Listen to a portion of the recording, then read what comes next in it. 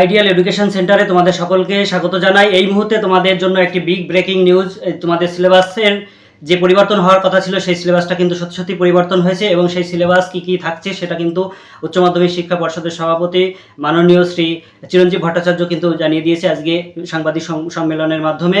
এবং তোমাদের যে সিলেবাস সেই সিলেবাস কিন্তু তোমরা এখনই জেনে যাবে। তোমাদের যে বাংলা এবং ভূগোলের যে সিলেবাস সেই সিলেবাস কিন্তু আমি ইতিমধ্যে তোমাদের বাংলা সিলেবাসের ভিডিও দিয়ে দিয়েছি। এখন তোমাদের যে ভূগোলের যে সিলেবাস সেই সিলেবাসটা ধরে ধরে আমি আলোচনা করবো, এবং তোমাদের সিলেবাসে কী কী থাকছে প্রথম সেমিস্টারে, দ্বিতীয় সেমিস্টারে, সেই সেমিস্টার অনুযায়ী আমি তোমাদের সিলেবাসগুলো কিন্তু জানিয়ে দেবো। তাই 11 ক্লাসে যারা নতুন ভূগোল নেওয়ার চিন্তাভাবনা করছো তাদের উদ্দেশ্যে বলছি, তোমাদের সিলেবাস কিন্তু আগের তুলনায় যথেষ্ট সহজ করা হয়েছে, এবং তোমাদের সিলেবাস যা যা থাকছে সেগুলো আমি তোমাদেরকে জানিয়ে দিচ্ছি। তোমরা তার আগে জেনে নাও যে এই পরীক্ষার সিস্টেমটা কেমন থাকছে, সেমিস্টার কেমন হবে, পরীক্ষা কোথায় হবে, কারা প্রশ্ন করবে, এই সমস্ত যে প্রশ্নগুলো সেই প্রশ্নগুলোর উত্তর তোমাদেরকে আমি এখনই জানিয়ে দিচ্ছি।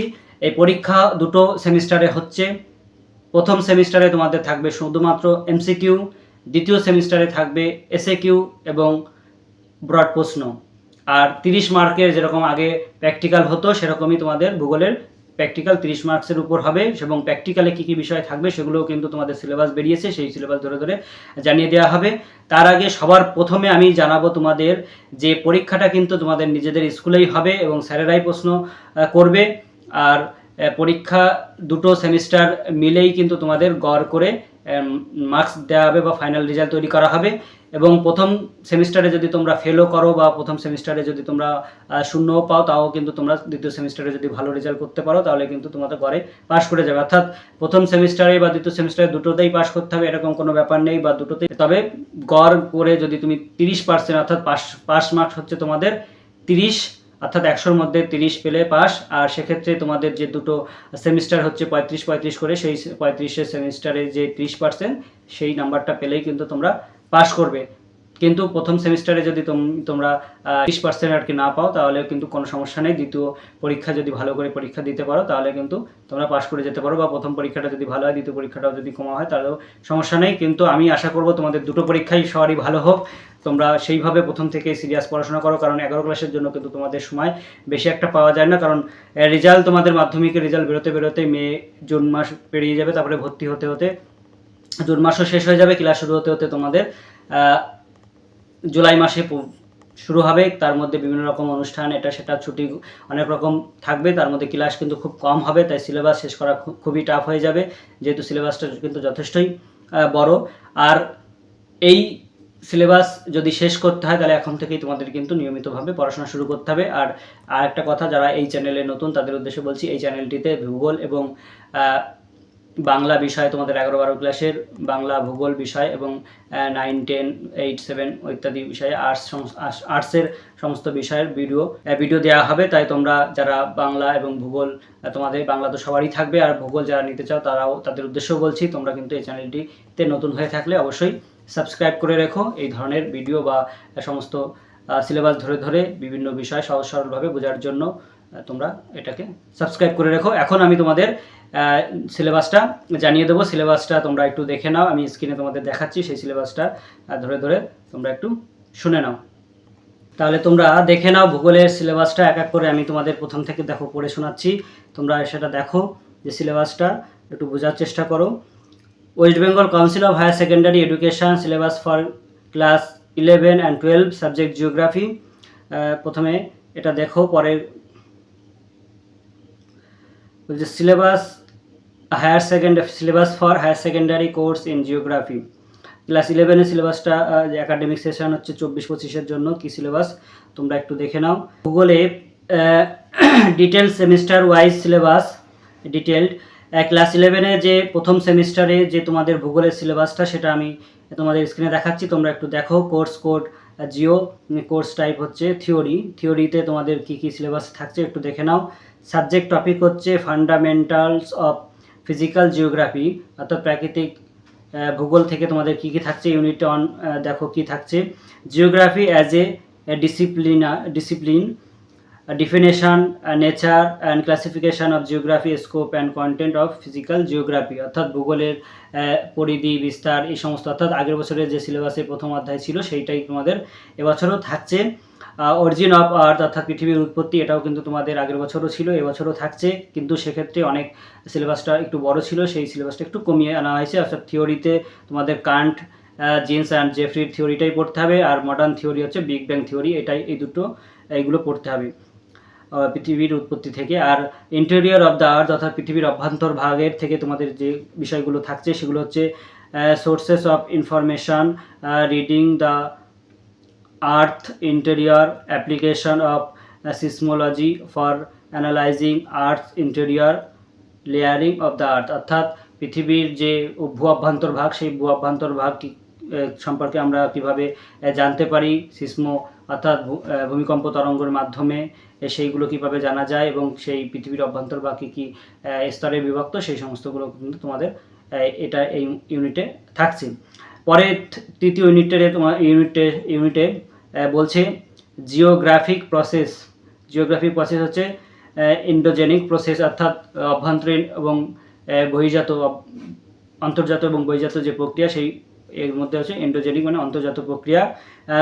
ডেফিনেশন থাকছে, কনসেপ্ট থাকছে, টাইপস থাকছে, ভলকানোসিটি অর্থাৎ অগ্নুৎপাত থাকছে, অগ্নুৎপাতের ডেফিনেশন, কনসেপ্ট, কারণ, ধরন, টাইপ অফ ভলকানোসিটি, অ্যাসোসিয়েটেড ল্যান্ডফল অর্থাৎ তার কারণে কী কী ভূমিরূপ তৈরি হয়, গ্লোবাল ডিস্ট্রিবিউশন অফ ভলকানো, কোথায় কোথায় এই ভলকানো দেখা যায়, ডিস্ট্রিবিউশন অর্থাৎ বিস্তার, আর্থকুয়েক ভূমিকম্পের কনসেপ্ট, ধারণা, ডেফিনেশন, সংজ্ঞা অফ আর্থকুয়েক রিলেটেড অ্যাসপেক্টস, ভূমিকম্প সম্পর্কিত বিভিন্ন বিষয়, কারণ এবং consequences, measures, instruments and scale, ভূমিকম্পের মাপার স্কেল, ভূমিকম্প কীভাবে মাপা হয়, কী কী হয়, ভূমিকম্পের কারণ, গ্লোবাল আর্থকুয়েক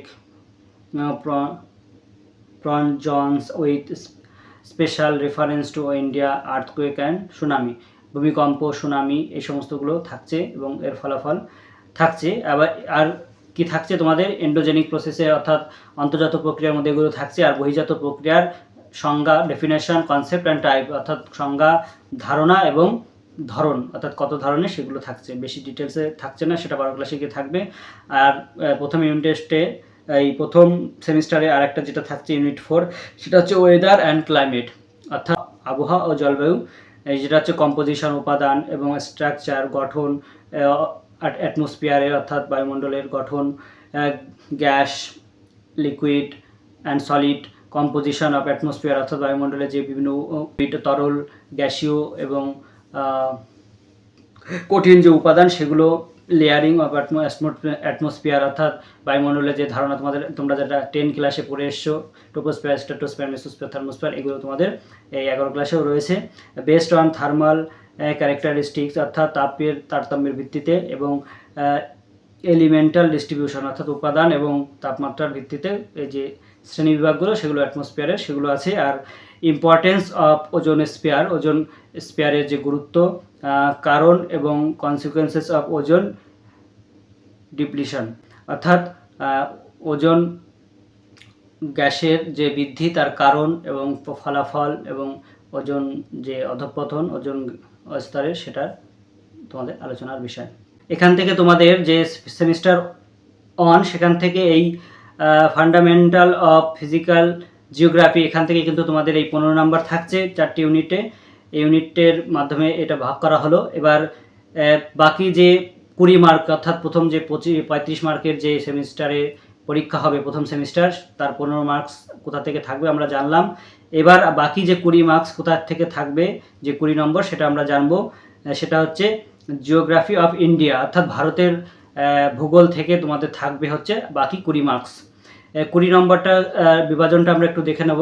ইউনিট 1 থেকে থাকবে হচ্ছে India as a country, Bharat একটা দেশ হিসাবে, যার জিওগ্রাফিক্যাল লোকেশান, কোথায় অবস্থান করছে, তার আয়তন মানে সাইজ, অ্যাডমিনিস্ট্রেটিভ সেট আপ, প্রশাসনিক গঠন, নেইবারিং কান্ট্রিজ অর্থাৎ তার পার্শ্ববর্তী বা প্রতিবেশী দেশ, এই সমস্ত থাকছে। এবং ইন্ডিয়ার ইউনিট 2-তে থাকছে ইন্ডিয়া স্ট্রাকচার অ্যান্ড ফিজিওগ্রাফি, ভারতের গঠন এবং ভৌগোলিক ভাগ আর কি, অর্থাৎ ভারতের যে বিভিন্ন প্রাকৃতিক বিভাগ, সেই বিভাগগুলি সম্পর্কে তোমাদের থাকছে।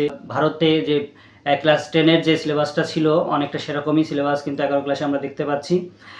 আর ইউনিট 10-এ যেটা থাকছে ইন্ডিয়া ড্রেনেজ সিস্টেম, ইন্ডিয়া অর্থাৎ ভারতের নদী বিন্যাস বা জল নির্গম প্রণালী, এগুলো তোমরা একটু দেখে নাও। আর এইগুলো অনুযায়ী তোমরা কিন্তু আপাতত বই, তোমাদের আমি বারণ করব বই না কিনতে, কারণ বইয়ের এখনও কিন্তু লেখা কমপ্লিট হয়নি, সবে সিলেবাসটা বের হলো। সিলেবাস ধরে ধরে এখন বিভিন্ন রাইটাররা বই লিখবে, সেই বইগুলো তোমরা একটু দেখবে যে কোন বইটা এই সিলেবাসের উপর ভালো বই, একটু দেখে নেবে, কয়েকটা মাস্টারের সঙ্গে আলোচনা করে নেবে, দরকার হয় তোমাদের টিউটর মাস্টার বা স্কুলের মাস্টারের সঙ্গে আলোচনা করে তারপরে কিন্তু তোমরা এই বইগুলো কিনো।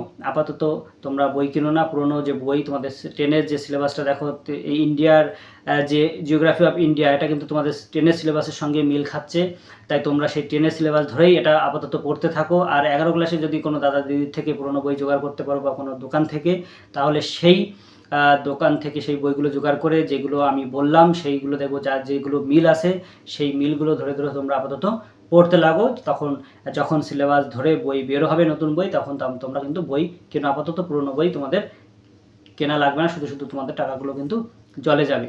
আর যদি কোনো দোকানদার এরকমভাবে কন্ডিশনে দেয় যে এখন এই টাকা দিয়ে বইটা কিনবে, পরে কোনো কুপন দেবে, সেই বইটা ফেরত দিলে নতুন বই দেবে, তাহলে তোমরা কিন্তু সেই অনুযায়ী সেই চুক্তিতে এই বইটা কিনতে পারো। কিন্তু আপাতত কেনার কোনো দরকার নেই। যে সিলেবাসটা তোমরা পেলে সেই সিলেবাসে তোমাদের কিন্তু 10 থেকে 10-এর বইগুলো আপাতত মনে আশা করি তোমাদের রয়েছে। সেই 10-এর ইন্ডিয়া অংশটা তোমরা পড়ো এবং 11 ক্লাসের কোনো দাদা দিদির থেকে বইটা নিয়ে প্রাকৃতিক যে ভূগোলের, সেই প্রাকৃতিক ভূগোলের পৃথিবীর অভ্যন্তর বা পৃথিবীর উৎপত্তি, ভূগোলের ধারণা, এই সমস্ত টুকটুক করে পড়তে থাকো। আর তোমাদের আমি এই চ্যানেলে যে ভিডিওগুলো দেবো সেই ভিডিওগুলো তোমরা দেখো, তাহলে কিন্তু তোমাদের সিলেবাস ধরে ধরে আলোচনা বা পুরো অধ্যায় তোমরা কিন্তু পুরো সিলেবাসটাই কভার করতে পারবে।